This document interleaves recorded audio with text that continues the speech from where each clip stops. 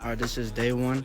I'm skating every day until I'm good at it. All right, this is the fit we got on. Got on some Nike SBs. This is my board. Let's go to the street. For reference, I know no tricks except for an ollie and a pop shove it, and I can't land them.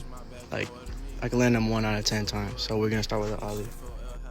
All right, obviously I've been at this for a minute, but I got some bricks right here, and my girlfriend's watching TikTok.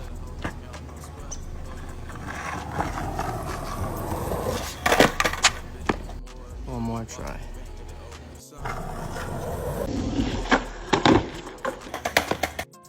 Okay, so I'm too tired to keep going, but can somebody tell me what would make that easier? Because every time I do that, I also feel like I'm about to die when I'm in the air. Like every time, I feel like I could just land on my neck.